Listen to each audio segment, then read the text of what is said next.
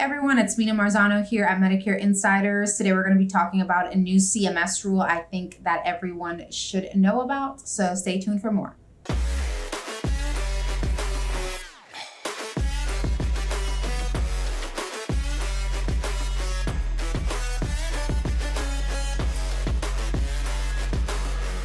Hey guys, thanks for tuning in. As you can see, I have changed my background, so experimenting with some things. We'll see how this one sticks, but anyway, just wanted to throw that out there. If you see my background changing over the course of the next couple of videos, just have a good time with me. Today we're going to talk about a new CMS rule that came out.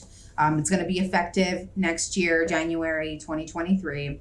But basically, it's going to allow people a lot more opportunity to enroll into Medicare if they miss that initial election period. So it's opening up some special election periods for people to get on traditional Medicare. So we know that we have special election periods for people to get on Medicare Advantage plans if they have already opted into the Medicare Parts A and B.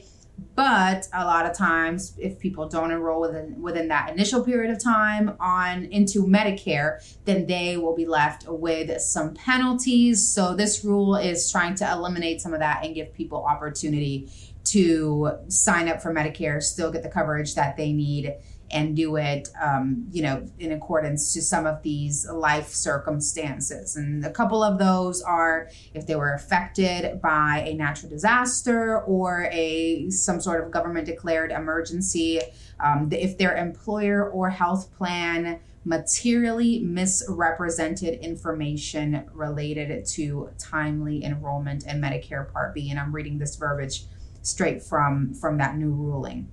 So if their employer wasn't clear about what they needed to do to get on Medicare, if they're still working, then that could potentially give them the opportunity to sign up for Medicare if they missed that initial period without a penalty.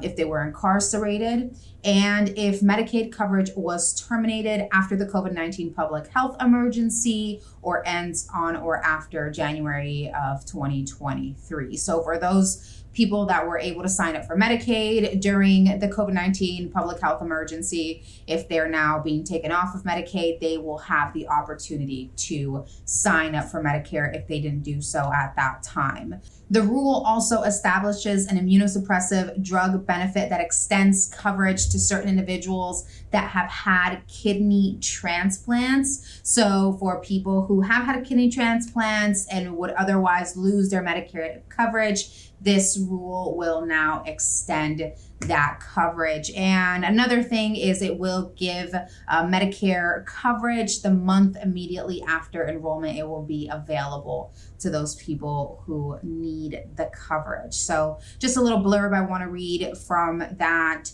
From the article that states, for the first time, special enrollment periods will be available in traditional Medicare for individuals who were unable to enroll due to exceptional conditions, and individuals who have had a kidney transplant will now be able to receive extended Medicare coverage for immunosuppressive drugs. Each part of this critical rule advances CMS's strategic vision of expanding access to quality, affordable health coverage and care. So this is by all means a good thing for our clients. We definitely want to know that this is available. If we need to help people sign up for Medicare, they're going to have a little more room to do that moving forward, which is definitely good, that they won't be acquiring those Part B penalties if they fall into one of those categories that I mentioned.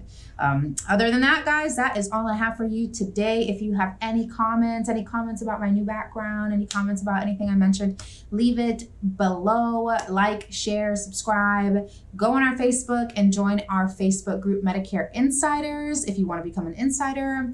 And I will see you guys next time. Thanks so much.